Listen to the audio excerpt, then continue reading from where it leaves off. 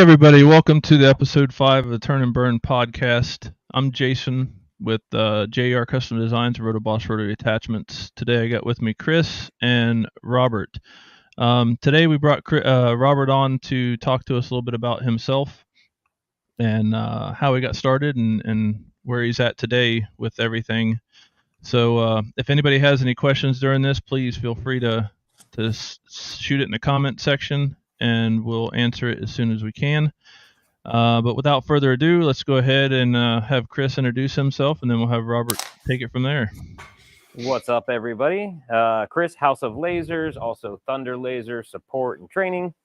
We're happy to have Rob on here today, and Rob has really made a mark for himself. Kind of that nice gentleman with the white goatee. Who is that guy? I shaved my beard off, if you noticed. Yeah. Santa Claus on vacation. Claus. Yep. He's so knowledgeable. So you made a name for yourself. How did you get started? Well, first introduce yourself. Yep. Somewhat of a long story, Chris. I'm Robert Kofoed. I own Computer Creations, and to back up quite a ways, because I think it's important to tell the whole story. My grandfather was a huge influence in my life. And he always told me, you always want to have more than one option. Well, I had a corporate job for 40 years. I worked for a local electric utility in the operation side of the business with the linemen and dealing with design and electrical systems, that kind of stuff. But I always had a side hustle. From the time I was 19 years old, I had something going on the side. By the time I was 23, I owned and operated a taxidermy studio. So I'd go to work for the utility, then I'd come home, go to the studio, work 6 or 7 hours there. And I was always doing something else other than my corporate job. Back in 1994, that's when Computer Creations was born. So it's been around for 30 years. And back then, Computer Creations was a mobile photography studio where my wife and my daughter and I would go to these different events. We'd photograph them. We'd print the prints on site. It was just when digital photography was coming about, and did that for a while. And in 2000, I pretty much got away from the photography and went full bore into woodworking. And had a CNC machine, did that for quite some time. And then right around when the pandemic hit, I retired right before the pandemic hit.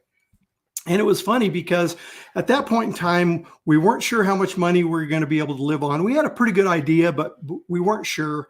And right after I retired, I told my wife, I says, hey, I want to order this laser. And it's going to be about $1,200. And she's like, I'm not sure where we're at yet. So anyway, we ordered it, and it was a diode. It took me 2 months. It took me 2 months to learn how to use it and get it fired up, because there was hardly anything back into, at the start of the pandemic to know what to do. So generated that. Found out within a couple of months that 10 watt diode was just not going to do what I wanted it to do. It was just too slow. And at that point is when I stumbled onto the Thunder brand, and shortly ordered a Nova 24 after that. And kind of the rest is history. Been associated with doing laser work since the early 2020, and really have pivoted my business. Before 2020, I had a full-blown woodworking shop, had all the tools that I needed. I could pretty much build anything that I needed to. I was doing a lot of custom work, custom cabinets, jewelry boxes, that kind of stuff. But I always wanted to be in lasers. Matter of fact, I wanted to put a laser on my CNC machine, but it was just not that good to do it at that point in time. And then I started kind of getting away from the full-blown woodworking and more into the lasers.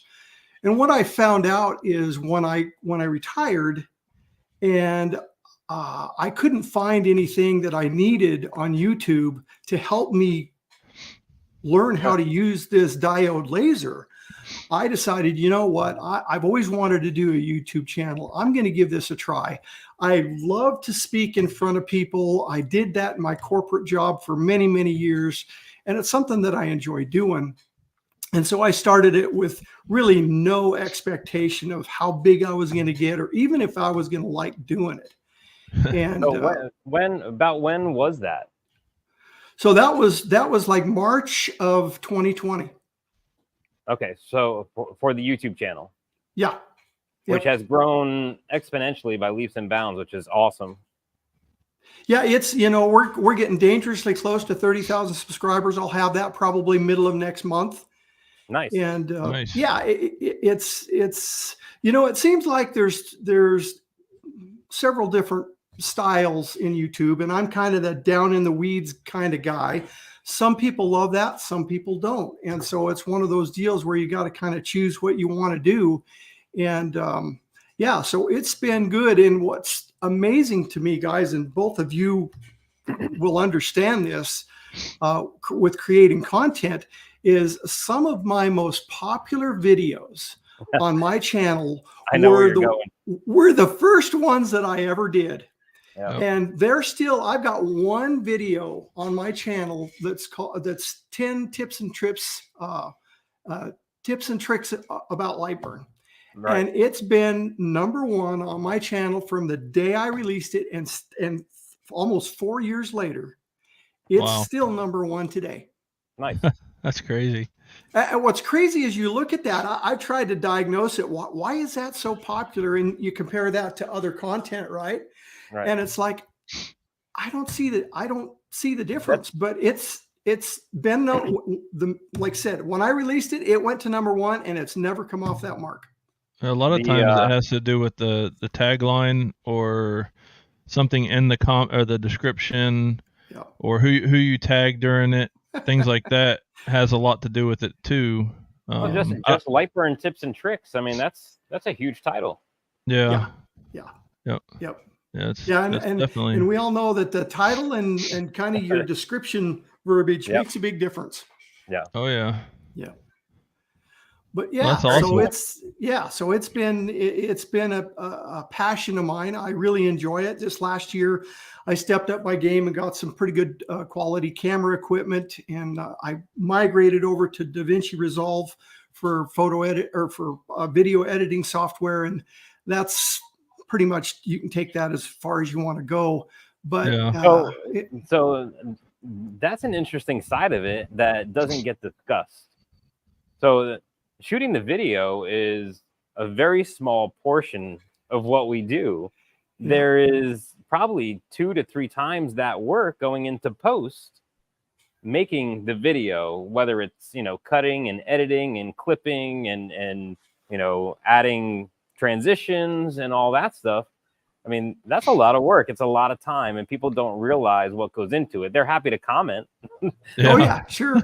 Well, it's funny. I remember the first, probably 20 videos that I produced back in 2020, they would take me a full day or better, just to get a 10-minute YouTube video, out there. And there were still problems with it, right? I was still learning, but it can take a huge amount of time. Well, that's like back when I first started, what was it, 2018, 2019, and even up till about a year ago, like I would try to shoot everything in one go take. Because I didn't know how to edit, and what I could edit, it was kind of crappy. Like now I got one of my employees, he does video editing and stuff, so he's the one that does all the new videos. But yeah, I remember starting out. If you look back at like JR Custom Designs is where it all started, and then I tried to I migrated most of it to the Rotoboss. But if you look at some of those videos, man, I was using some cheap 720p little fisheye, like those little. We talked about it before, but the little square PCBs with the camera on it. Like you using stuff like that to make videos, and it's just neat to see. What you don't know, and until you start either getting critiqued or as you dive into the depths of YouTube and content creation, you start figuring it out pretty quick.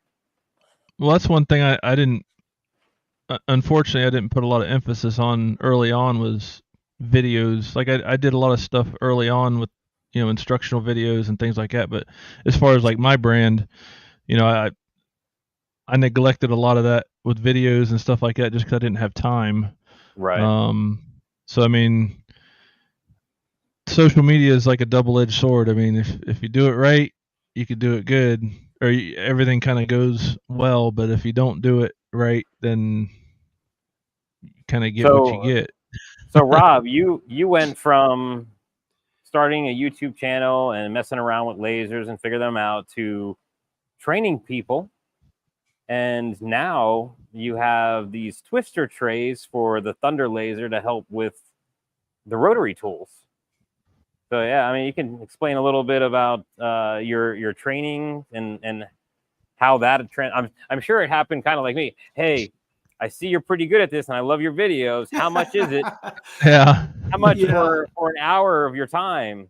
Yeah, it certainly came organically. One of the things again that I truly enjoy is training and just communicating or trying to help people out. And so I started that probably 3 years ago, and it initially started with just people that I either met through laser that said, "Hey, I'm struggling with this. Can you help me out?" And I would go back and forth, and then one thing led to two. Well, you help me here, can you help me there? And I enjoyed it so much that I actually put it into my business model, and it's about 15% of my bottom line. And I don't make a lot of money on it, but because I enjoy it so much, I try to do 3 or 4 training sessions a week. And those are hour sessions. Interesting statistic. I looked the other day, I've got about 250 one-on-one training sessions since I started. Wow. So not to plug Thunder or anything like that, but are most of those Thunder people? Because I know we as a tech and training side will fall back on somebody like you, and your name comes up a lot when we're having somebody that's just struggling and and hasn't been able to get through the system, right? Yep. They're doing well and they're following everything, but they want it now. And you've always been kind of, all right, Rob's a good guy, pay him $100 or whatever it is, and go talk to him. Yeah, I've noticed and got feedback from people too, is like the way you talk in your videos. For me, it's not my preference, but you're very kind of you're steady and you're concise. Like you take time and you don't try to speed up your speaking. Yeah. Like it's you, down in the weeds just, guy. Yeah. Right. Well, I mean, you take that information and you put it out. To me, I like the content, but I don't like the way it's presented just for me, because I like quicker. I like like hurry up, get to the point, get to the point. Yep. Whereas you go through a lot of things, which for new users and stuff is really good, because like they can kind of follow along. Because sometimes I'll find myself like, how do I do this? I'll pull up like YouTube or something and I'll watch it and I'll try to mimic it on my end. So the way that you present it is really good for that, I think. And I have had some people mention the way that you do your videos.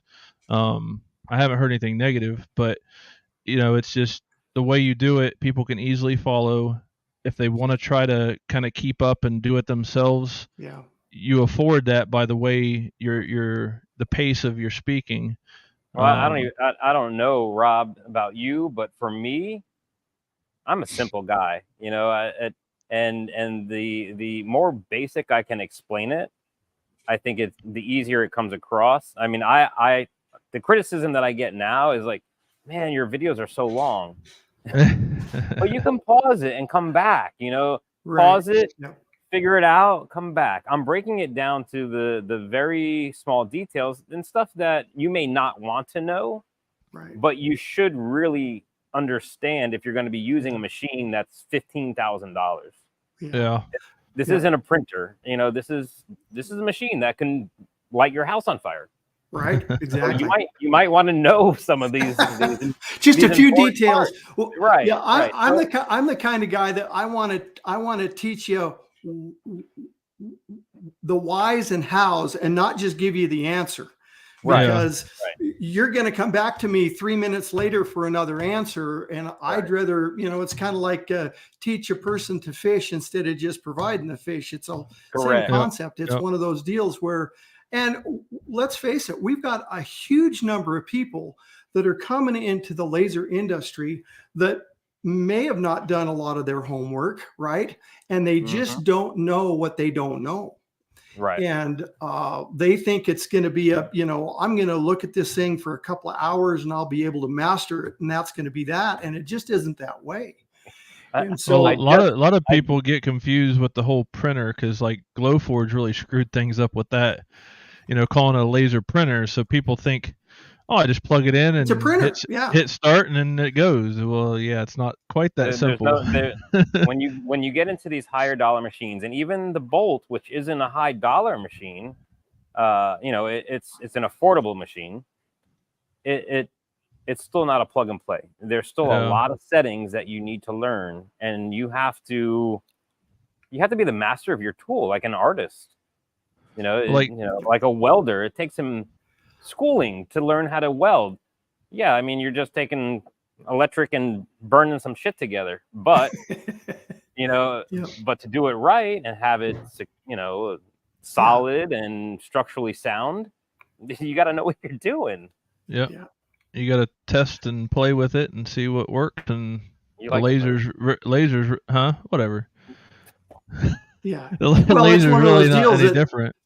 Yeah, the minute and I see this all the time during my trainings, is a lot of people come to me and they want to learn 16 things at once. Right. And the first thing that I tell them is, we need to pick a couple of your favorite mediums and master those. Yeah. And don't move on until you do that, because what I'm going to tell you to do in relations to wood is completely different compared to what I'm going to have you do in acrylic.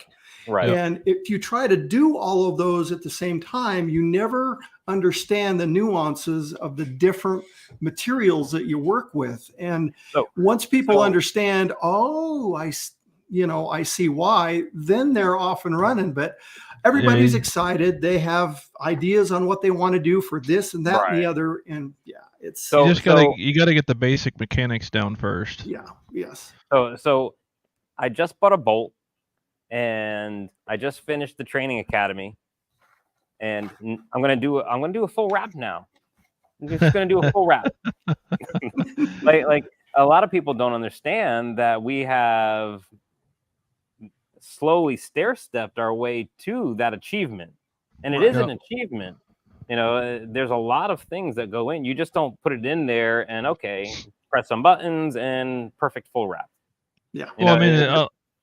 A lot of the content that people flat surfaces first, learn the machine and what it's supposed to do, and then let's move forward to the more complicated stuff. Yeah. Well, it's like like I said, you got to get the fundamentals first. Like jumping off into cups, like somebody I talked to yesterday or the day before, they just got their machine.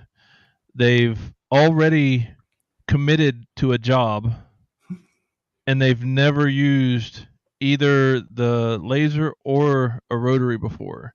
Right. And it's I mean, it baffles. I mean, I understand, they want to get their money back, they want to get going and everything, but it just baffles me that people do that without, kind of researching or just like even researching or talking to people like, hey, and you get the comments all the time too. I see that, like, how do I do this? Like, what settings should I use? It's like, well, I've never driven a car before, but I'm gonna be a Formula One driver. Yeah. Well, like I did a training for rotary stuff with a lady about a week or two ago, and it was kind of like what Robert said. She had all these different things that she wanted to learn how to do with it, and we had a 2-hour time slot. And I was basically like, look, we need to get the fundamentals first. Like, I understand that you want to do wraps, I understand you want to do this and that, but you have to understand how the machine works, and what settings to change, and what, based on the different materials and things like that. And like, she wanted to jump straight off into, this is another one that was never done tumbler stuff at all, and jumped right into doing wraps. And Right. it was just like, we have to get the basics first, because she had an Yeah. old, I think it was a D80 or D90 or whatever for her Gotta chuck. crawl. But and I'm sitting there walking her through how to do it, and then it was like, squirrel. Like we'd be talking about one thing, and she's like, oh, but I want to learn this now. I'm like, well, we haven't even finished what we're talking about. And So and to be upfront, we're making fun, and we're being a little sarcastic and jovial about it, but we're trying to help people that might be watching it, that there's steps to take prior to jumping in. You don't jump in the ocean if you don't know how to swim. You learn in a little kiddie pool first. And yeah, I mean, if we have to break it down that basic, let's swim in the kiddie pool so we can stand up, and then we can go into the deep end. Let's Yep. take it step by step. And I mean, Rob, you'll agree, Jason, you'll agree that knowing what the machine is doing and why it does it will make you so much more successful. Huge. Yeah. Absolutely. I mean, well, I mean, you'll be able to all these design videos, and create so many different things that you never thought were possible, just because you understand. I mean, I admire people's ambition to do that stuff, but it's just like from like us, me and Chris. I know Robert, you started around 2000, but like me and Chris have been doing this. I've been doing this since 2015. And we've built our technical expertise, so to speak, on how to do certain things. Like, I can get something in the shop, look at it, and I can almost certainly figure out what I need to do to make it work just by looking at it, knowing the type of wood it is, knowing the type of acrylic, knowing the type of cup, the coating, all that different stuff. But it takes time to learn that. And a lot of it's trial and error. And a lot of people, well, I don't want to waste money. I don't want to, ruin a cup. I don't want to do this. It's like, well, you're going to have to. You have to. Right. You have to. And like I've said before, is like I use spray paint. Like, I have a 20-ounce tumbler. So if I'm doing a really intricate design or something and I want to make sure it works, I take my 20-ounce tumbler that's been engraved on God knows how many times, and I'll just spray paint over it and then reuse it. So I have one cup in each size, basically, that I can test on before I actually do the final product. And then, of course, the tape test is another good one. But, learning how to do those certain things, like, you're going to have to spend money. I know it sucks. We've all been there, rubbing nickels together to try to make ends meet in the business or whatever, but you have to invest that into it, or else you're constantly going to be trying to play catch up and learning as you go, and that's not when you want to learn it, So I mean, I don't know, like, if you specialize in anything, but like myself, I do all custom stuff. So usually either repeat business, or they've called everybody else that does engraving and they won't do it, and I'll do it. Because I don't like to turn things away, for one, but one, that with my experience, it allows me to be able to do that, and two, it helps build on that experience by kind of getting out of your comfort zone and learning new things and challenging yourself and things like that. But you just got to kind of be mindful of how you do that, because you don't, like, if someone brings an heirloom to you, you don't want to you don't want to ruin someone's family heirloom by making the wrong call. But things like that is just it. Oh yeah, I mean, it takes time, and people just need to understand that. I mean, as bad as it sucks financially sometimes, I mean, you just have to. Like, I was telling this lady, she's wanting to do Stanley cups, and we were testing on a dupe. I'm like, you understand that the size, the texture, the thickness of the material on it, all that stuff's going to be different. So even if you dial it in on this, those settings may not work on that Stanley or a Yeti or whatever it is. So that's where it's good to either have the experience prior or get something to test on and learn from. Well, you're right there, Jason. Just jump on him. Just go. If you give him companies, room to talk, he's going to talk, Rob. You just got to step on his toes. I just wanted to hit a question real quick, so we're not forgetting anything. But yeah, unfortunately, Glowforge X-Tool make it look like anybody can do it, and that's what I was going to get at too. Is like all the influencers and stuff. Rob, maybe myself and Chris included. They see us do this stuff so effortlessly that they feel like that they can do it, which they can eventually. They can. It just takes a lot of trial and error. Yeah. Yep. So. Yep. Well, yeah, going back to what you were talking about, Jason, I'm the same way. I do nothing but custom work. I don't make things to sell. Usually I have an order, before I do it. But even today, when I'm doing, whether it's tumblers or flat work, whatever it is, I'm always ordering extra of, those tumblers or whatever. Because even as many tumblers as I've done, on occasion, for whatever reason, I will mess that up. And if I only ordered, the 100 tumblers that I need and I mess one up, it can be a problem. So I'm always ordering a handful of this, that, and the other. And as painful as it is, it takes a huge kind of risk out of the process, because if you mess one up, it's no big deal. You've got another one or two here. And that's just a stress that you don't really need, right? I mean, we've all been there where your customers say, okay, here are your bottles, and I don't have any extra. Your anxiety goes through the roof, no matter how many times you've done that. Oh, absolutely. And who wants to pay for JDS shipping? So we just order it all at once. Yep, that's exactly right.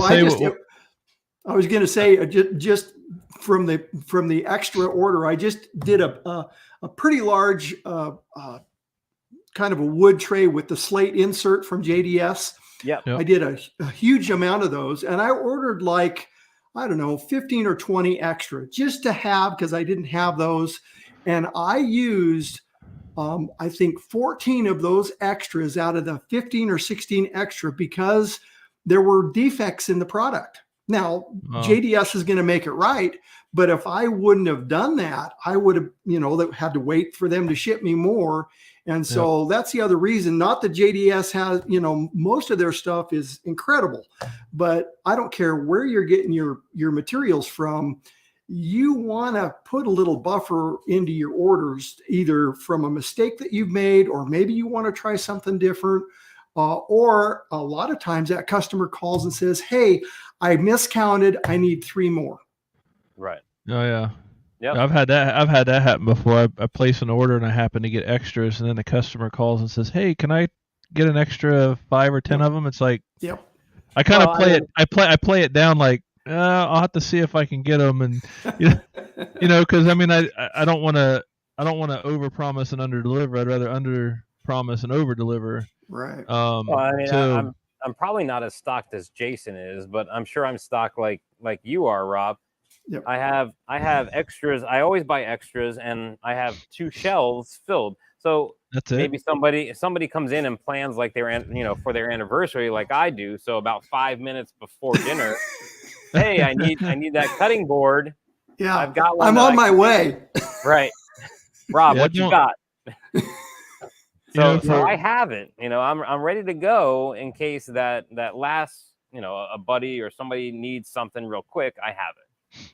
Well, the good thing, like at least for flat stuff, like if you're unsure of something, at least for me, basically what I'll do is, if I'm really unsure how it's going to burn or how it's going to turn out, usually I'll err on the side of caution, and I'll use a lesser power or something, or a different speed or something.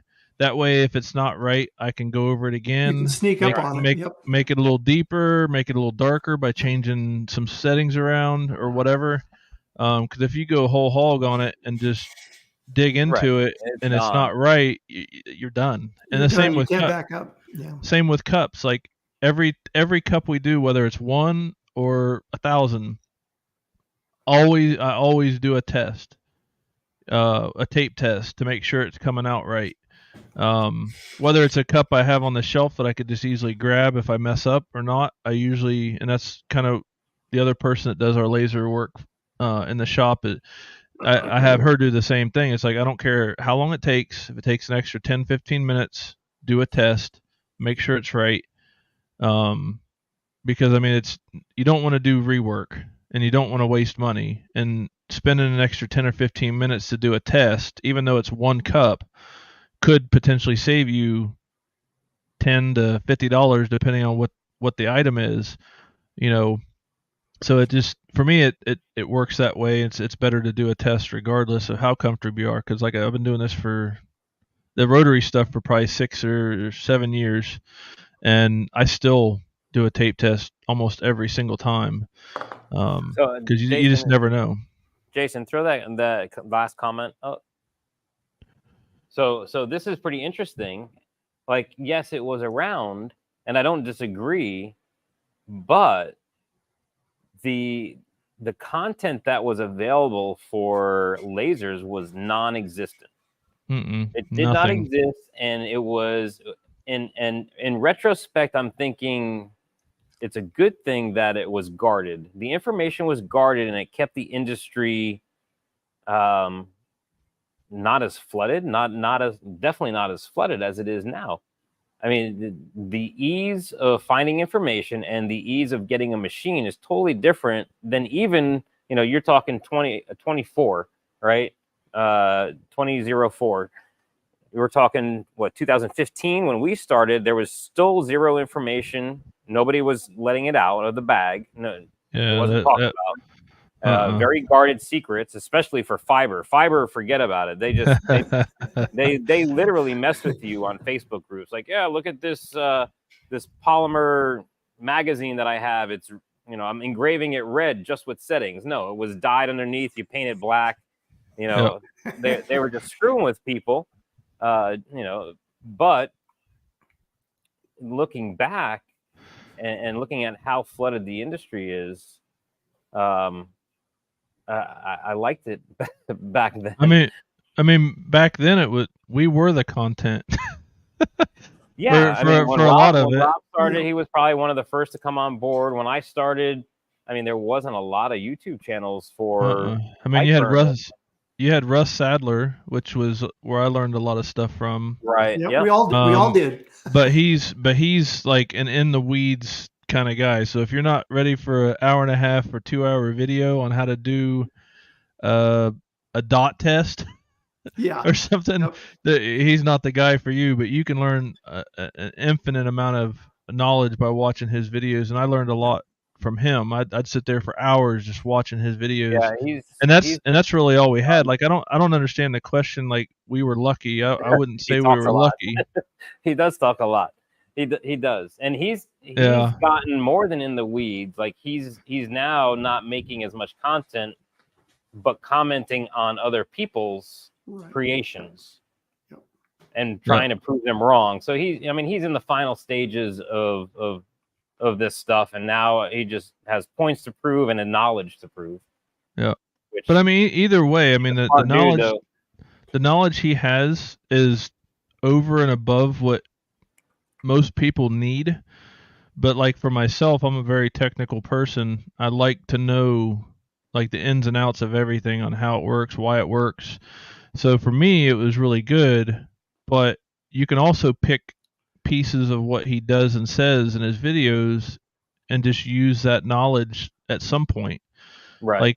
Like your dot size, or the kerf, cutting acrylic on how to get it dialed in to where it doesn't leave a smoke ring around the top, he definitely millimeter was one of the first ones. I mean, I remember when I first started, before my machine even came, I was trying to watch some of his videos.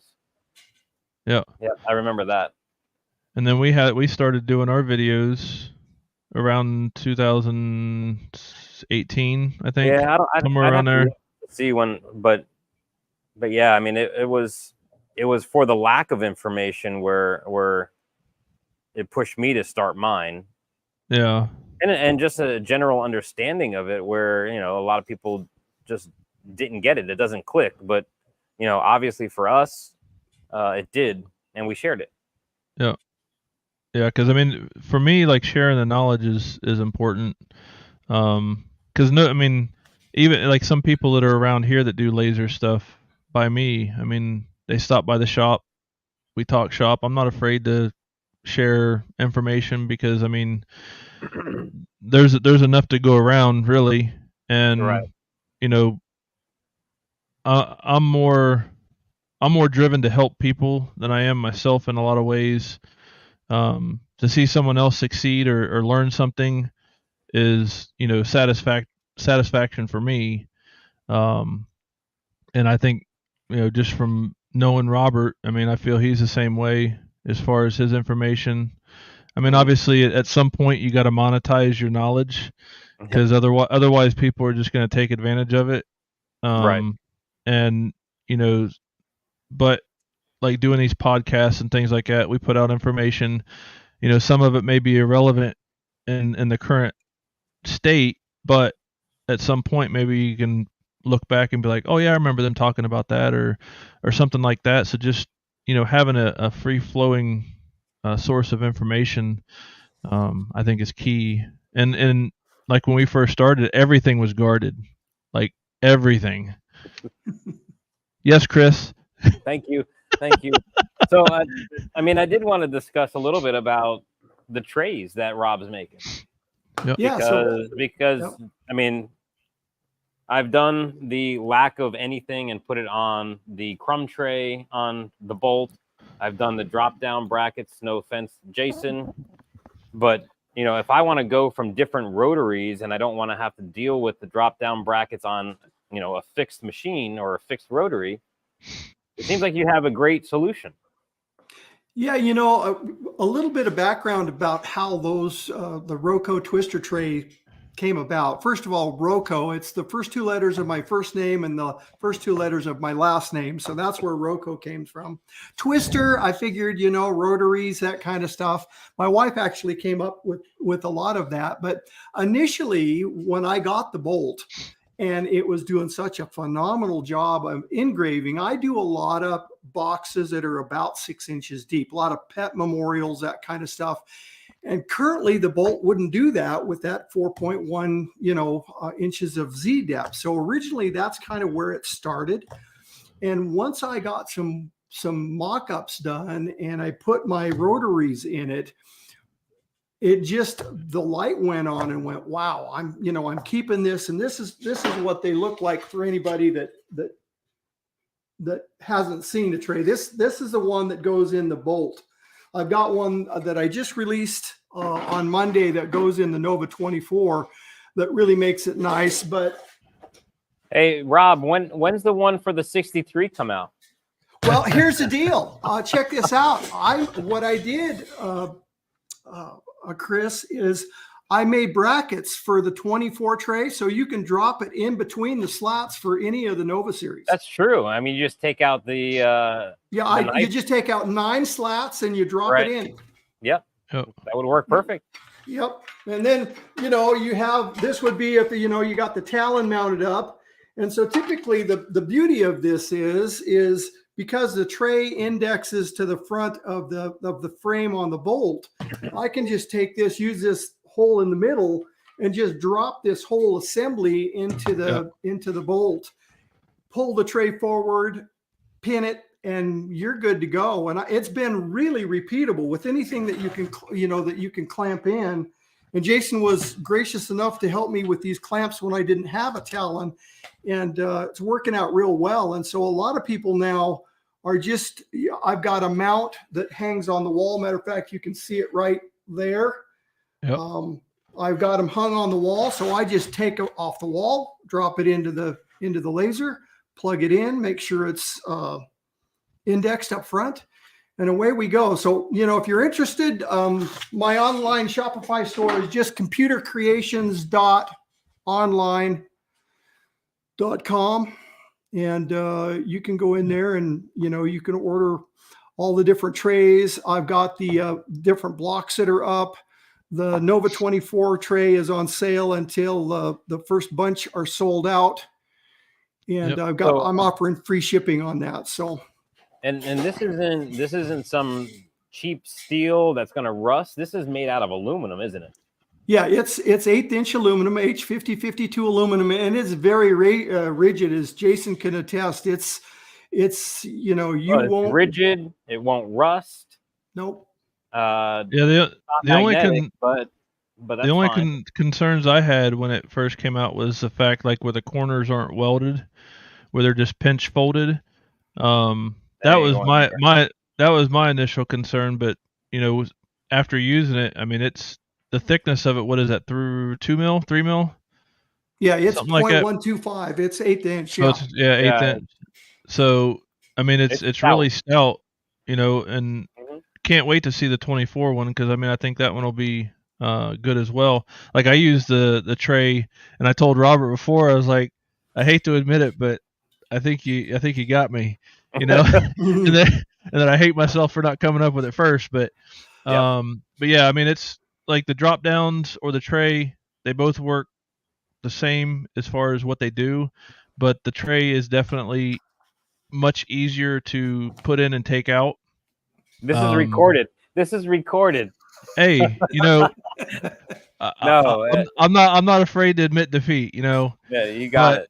And I mean, obviously there's a price difference, but for the convenience, I mean, I think the tray is nice. Like in my trailer, especially when I do events, I mean, I'm swapping rotary flat all day long, going back and forth. And with this, it makes it really easy. So I mean, it's a better mousetrap. I mean, they both work well, but the tray, I think, is a little bit better mousetrap in that regard, as far as how it works, and the fact, obviously you can hang it on the wall, which makes it nice, and keep everything up out of the way, and it secures really well. I noticed, like, we talked about the holes in the front. Have you had any issues with that, or any concerns with people? I haven't, but I will tell you, and something you might want to try, Jason, that I kind of proven on these Nova 24 trays, because the holes for the Nova 24 tray were inconsistent enough. I didn't want to go there. Yeah. What I did was I put neoprene tape underneath the flanges, and so during my testing on the 24 tray, it's not pinned down or secured in any way. And I did some pretty rigorous, tests from a speed perspective on the 24, and that tray does not move with that neoprene tape. And I think you could probably do that with the tray on the bolt, and you'd be fine, and you wouldn't have to pin it. Yeah, I definitely probably give it a shot. The pins on the tray, I'm not too concerned about. What I would like to see, Rob, and I don't even know if it's possible, is some type of notch out so that you can put the honeycomb right over it and leave it in there. Yeah, the way the current trays are, Chris, if you enlarge those two holes, right, you could the holes that I'm providing right now are just slightly smaller. But here's kind of the reason why I didn't do that is I wasn't sure if, that tray was going to set perfectly flat to where you were, you get some kind of a cockeyed honeycomb, and then your focus would be screwed up. And so I just wasn't ready to go there. Got it. Yeah. Plus, I mean, if you have the rotary mounted in there. Yeah. If you have the rotary mounted, then sure, obviously you can't do it. Yeah. Because taking it out, like, it's really convenient to have it in there and secured, and then like for me, I just reach in, I grab the crossbar, pull it out, hang it on the wall, put my tray or my bed in, and then vice versa. Grab it off the wall, throw it in there, pull it to the front. I put the pins in as best as they'll go because the holes don't line up. So you guys are gonna laugh, but I have a hybrid of both of yours. Uh-oh. Uh-oh. Well, he probably took the mounts and then put a piece of aluminum and attached it to the drop downs. Yep, that's exactly Yep. what he did. I knew it. See, there you go. Diamond plate, baby. I was guys going to don't say have diamond plate. that was probably out of an old toolbox. Yep. No, And I've that's got- that's on my one thing you can plasma do with the cutter, I drop have downs, that. Yep. but yeah. Well, you know, the other thing that's nice about those trays, and again, it's kind of how it started, is because I've got so many adjustment slots in the bottoms of those trays. When I'm doing my pet memorials or my deeper things, I can set all kinds of jigs, you know, alignment blocks, that kind of stuff, and be able to take some, you know, one thing out, put it right back in, and snuggle it up against things that are secured with those. Yep. Slots. I'm gonna have to get a bolt one for sure, because I would use it personally. Okay, we'll hook you up, Chris. Just send me yeah, they're nice. I like them. Yep. I have a Thunder credit card. Just send me a bill.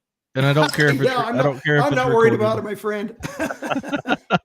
Yeah, I'm not worried about it. It's one of those deals. So yeah. So anyway, that's where that is, and it's going. You know, it's well made. It's I've got a company making them for me that are 60 miles away, so I have complete control on kind of the quality, and it's a good quality product.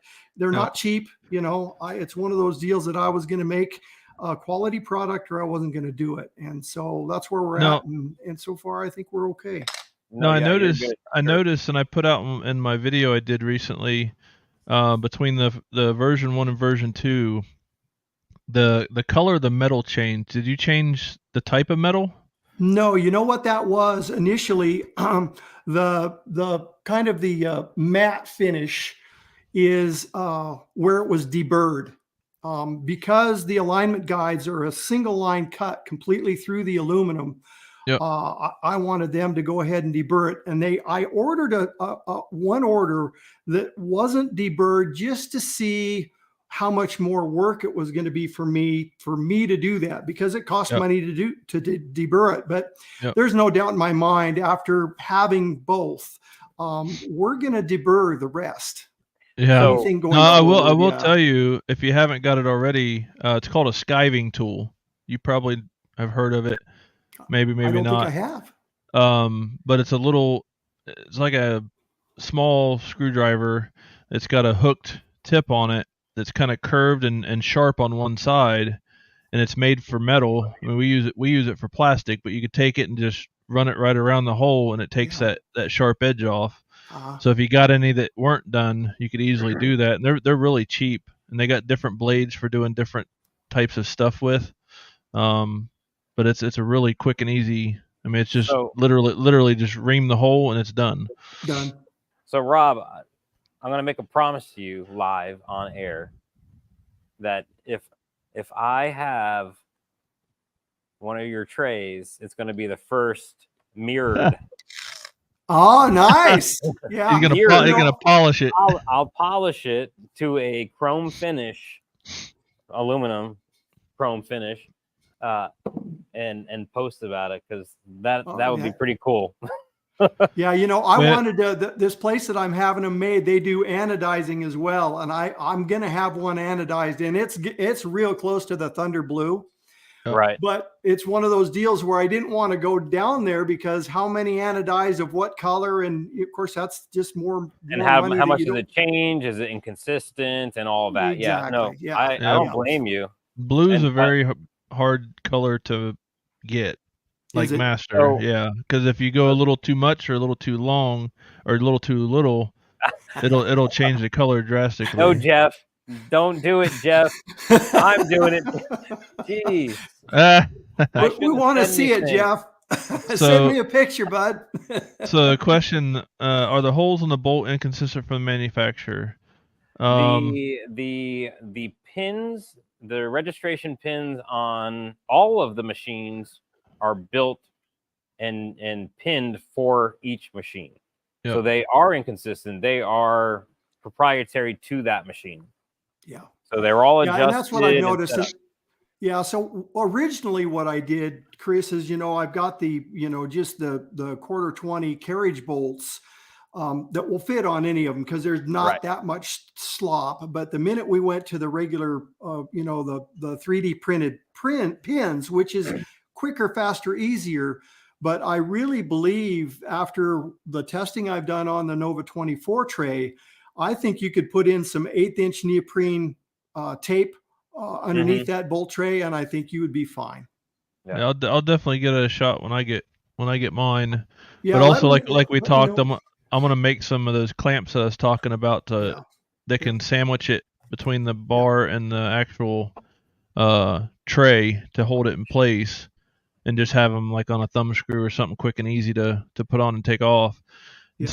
see if that helps. Because my concern with that, and I don't know if you've tried it, but if you set it up and then you go to put something in and you kind of bump it a little hard or something like that, does it move? No, it's pretty well planted. It Is surprised it? me. Yeah, it surprised me. You can't physically move it from left to right without a No, tremendous amount of pressure. Right. no, is that something that you're gonna start doing yourself? Or The ones that I've sent out so far have the neoprene tape underneath. okay, nice. Yeah, and just because it looked like to me, number one, without that neoprene tape, you just had aluminum to aluminum here, and there was just no way that was going to work. But yet, I didn't have a way to reliably secure it other than what you were talking about, Jason, with the little C clamps. Yeah. But after playing with this neoprene tape, I think I'm considering going forward to offer that on the bolt tray as well. Especially if you've got places where the holes are inconsistent and you can't get them pinned. Right. I think that's your answer. I really do. Well, the problem I can see with the bolt would be the fact that it has a powder coated finish, which is very slippery. Yeah. Versus the Nova 24, where it's just a raw aluminum. Aluminum. Yeah.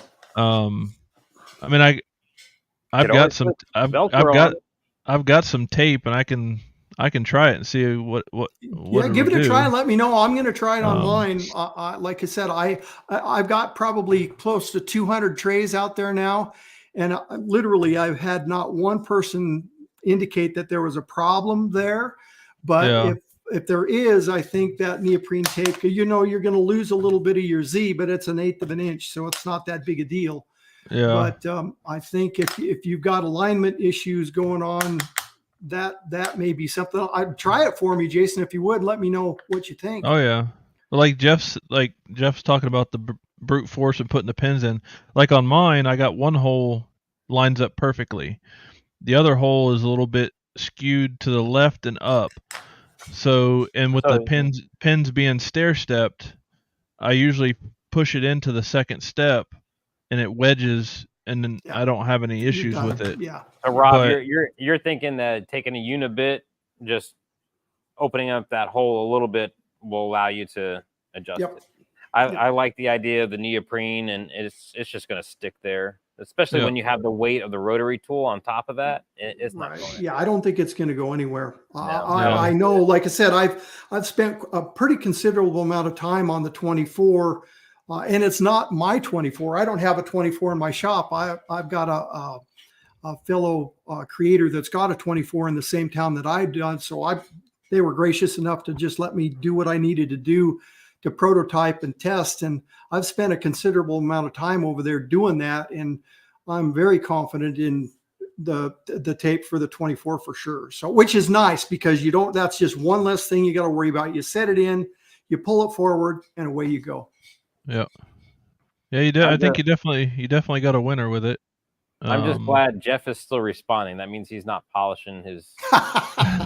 He's gonna send me a picture when he's all done. He's probably responding in between putting the wax on the. You need to expedite that, Rob. I want to be the first one with a nicely polished. There you go. Well, both yours and Jason's are in the mail tomorrow. So hold on. I got my mother's aluminum polish. Oh, there you go. I am ready to go. I don't have that much time on my hands. Neither do I, but I'm going to make it. You're going to make it. Yeah, it'll be. But no, I mean, I think the anodizing would be a good touch. And even Yeah. even if the colors are a little bit off, because like especially around the holes and edges, they tend to get darker quicker Right. when they anodize it. But even with that, I mean, I don't It's like think the you'll have it. scratch. I mean, it will scratch. It will have issues. Yeah, I There'll mean, be but defects. If it's raw metal, do what you want with it. Here it is. yeah, Exactly. Yep. I mean, if it's Yep. cost prohibitive, then I wouldn't do it. But if it doesn't cost too much to do it, Well, you I would know, say that Rob has spent the money in the manufacturing side and the material Right. side, and there's no more room to make it affordable. Right. So the yeah, anodization would be and put it over the edge, I'm sure. Yeah, it's one of those deals where, and some people will pay for that. Matter of fact, one of the first trays that got received on the 24 side, they reached out and said, "Hey, would you be offended if I anodize this?" And I said, "No, Right. that'd be fantastic. Send me some pictures." Right. Yeah. yeah, So it's just that the minute you start ordering one-offs, it gets expensive. Yep. yeah. If you're not doing them in a batch, you're gonna Yeah. pay through the nose to get them. Yep. I've been down that road. I think mirrored and then fiber lasered with some graphics on it. There Yeah, you go. Yeah. Go Yeah. ahead, Jeff. If you've got some good settings for aluminum, let me know. Oh yeah, I got them. oh I yeah. got them. Use a UV, you'll get a nice dark engraving. Yeah. A little bit of time wasted, but yeah, Yeah, but what it's just time. that's We got right. plenty of it. We got plenty of it, right? Lots of time. You don't have time to polish it. No, All right. because polishing it means physical labor, and I'm not That's about true. that. Well, you got employees, Jason. Well, yeah, but I would never. I would never have them do anything I wouldn't do. So, Oh, there you go. like, I get out and sweep the floors just like everybody else. Only thing I regret is I don't get my hands on rotaries as much as, or if really at all, compared to what I used to. But there you go. Cost Some of doing scroll business. work on it. That's a good idea. Jeff's gonna do some scroll work. Yeah. So, but yeah. Oh, good. Endless possibilities with that. Yeah. Oh, absolutely. And if you guys don't know, I'm gonna go ahead and drop the links down here to Rob's Computer Creations website and his Facebook page if you want to check out his stuff. Yeah, if you've take got a any look. questions, reach out. I'd be happy to answer, any questions you have. Yeah, so that would be great. I sure appreciate it. Awesome. Well, we're coming up on our time, but Throw in you your got anything? questions, comments, concerns. Anybody Ask have any them. questions or anything? Let us know. Now's your chance. If we go a little bit over, I think that's fine with No me. big deal. Yep. But yeah, if you have questions, we got 16 viewers right now, so yeah, ask away. But other than that, do you have any? Are you working on anything else, or? Yeah, anything else I've coming got up, a. or? I'm working with 85th and Pine. Catherine and Brandon over there. Yep. They've got a new service being launched on April 30th called Laser Design Club, and I'm working with them. I'm doing a Lightburn video series for them. That's Nice. going to be part of their service, and so I've got some external content that I'm creating for them, and I'm working on that right now. So that's great. One thing I love to do is talk about Lightburn, so that's right down my bailiwick. So yeah, I mean that's going to be go check posted on that. Yeah. LaserdesignClub.com is where it's going to be, and I think they're going to launch on April 30th. And so if you're interested in something like that, they're going to have. I'll have the Lightburn course in there. They'll have, I'm sure they're got other creators that are going to be doing different types of that kind of content on different topics. There'll be all kinds of different, it's going to be kind of a one-stop shop type of deal, but you won't be able to see anything until the 30th. So go check it out. Speaking of training, what's that? Like a subscription based? Yeah. Yes, I believe so. Yep. Brilliant. So speaking of training and stuff, are you still doing training, or do you have any way people can get a hold of you? No, it's one. I take about 3 to 4 sessions a week. They're 1 hour trainings. They're $100 an hour.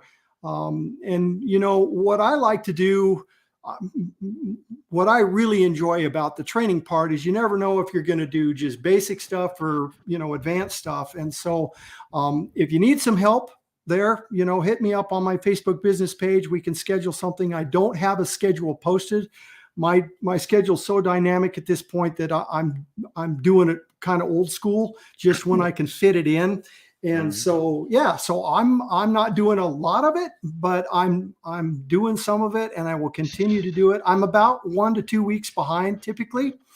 And so how can people reach out to you? Do you want to drop a link so in if the you chat? just get on, go to my Facebook business page, Computer Creations, send me an email at computercreations@charter.net. There's lots of ways you can get a hold of me. Get a hold of me on Facebook. Send me a message on Messenger. Typically, I'm, you know, responding to just about everybody, but you know, some of the more fun things I like to do from a training perspective, and you guys see this on the forums all the time, where you have somebody that's just absolutely terrified to turn on their laser. They might purchased it, you know, a year ago, and it's sitting in their garage, and they just can't get over that hump.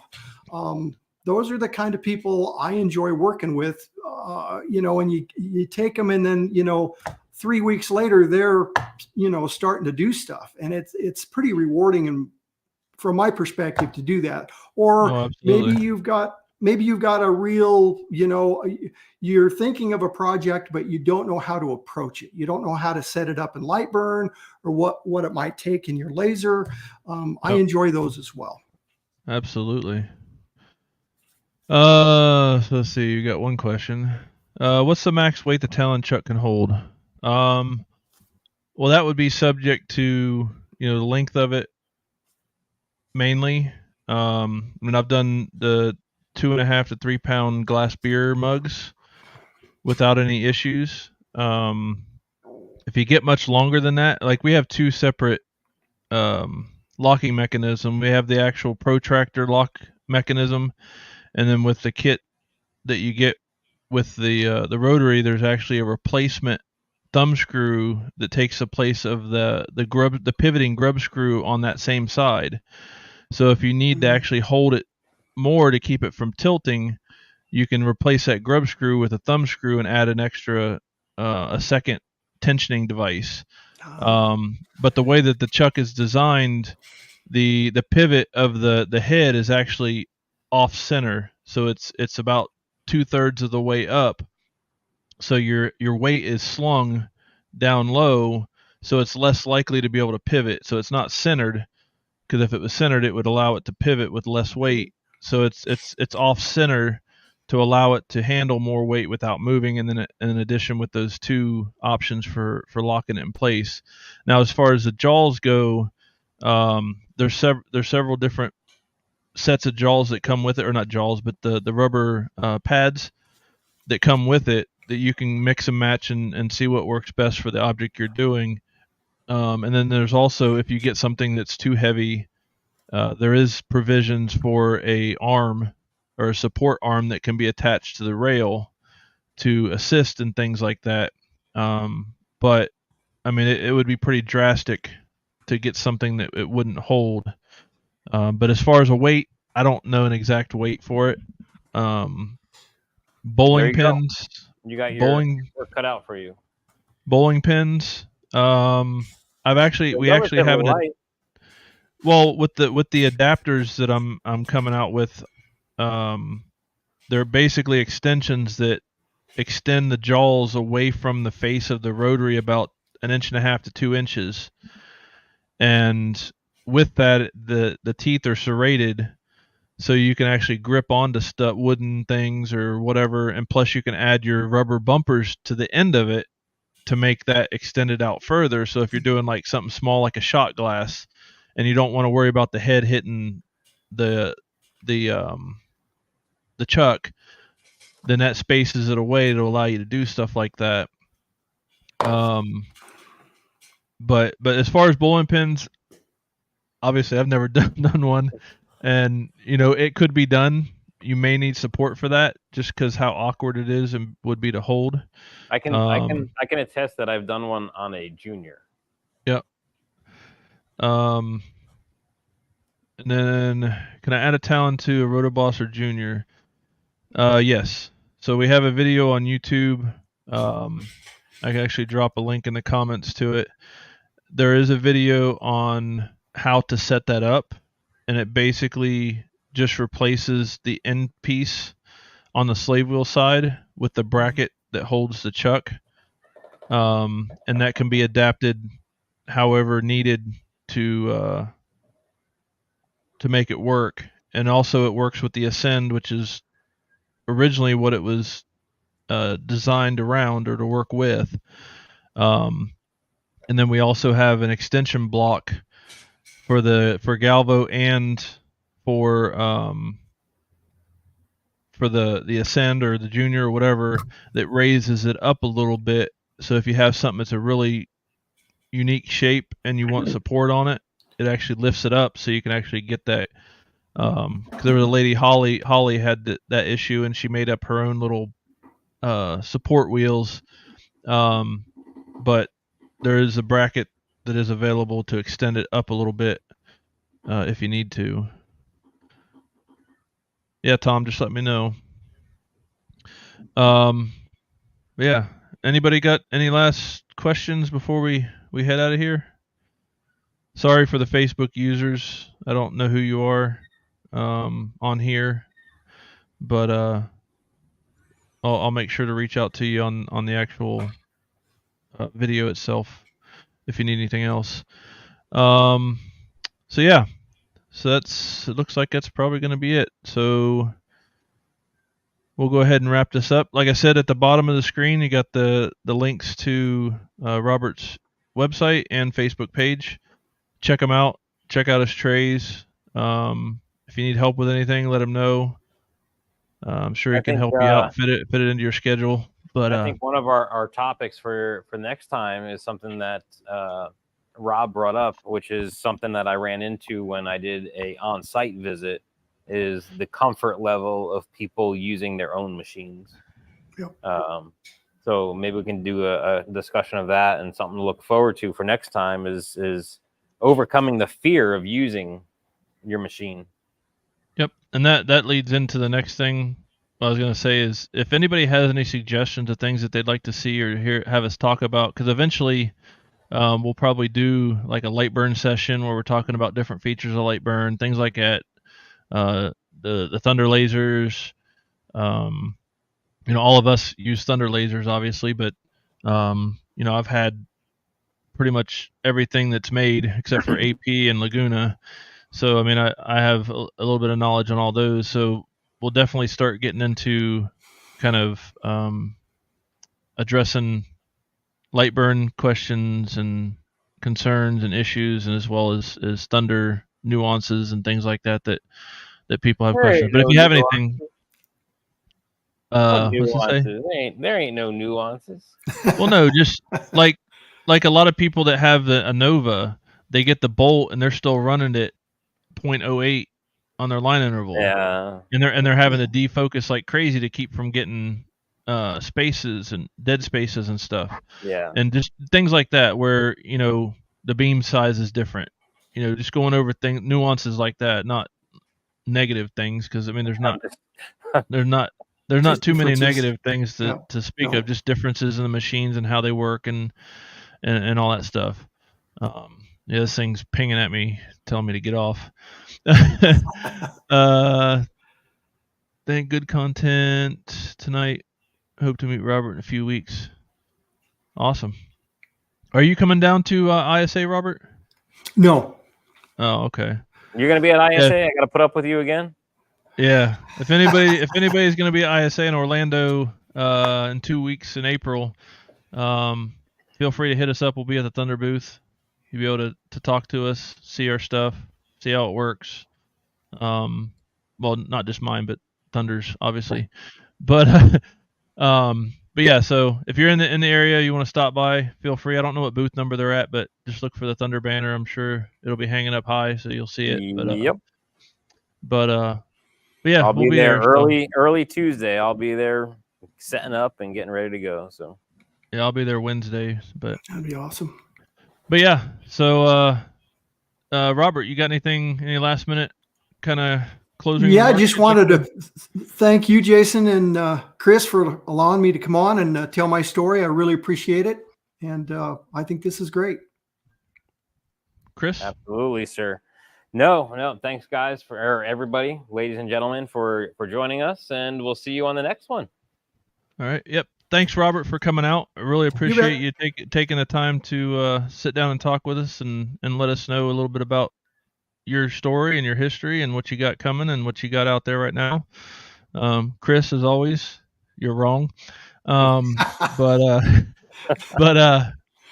yeah, thanks everybody for watching. I hope this podcast was worth it as far as information and things like that. And as always, we're all available on many social media platforms and emails and things like that. So if you have any questions about anything, feel free to reach out to us. We're happy to help you. But other than that, Have a good night. We'll probably have another podcast in a few weeks. Stay tuned. We'll let you know when that's happening. And again, let us know if you have any inputs to what you'd like to see in the future. Other than that, everybody have a good night. Thanks for watching, and we'll see you next time. Oh, there you go.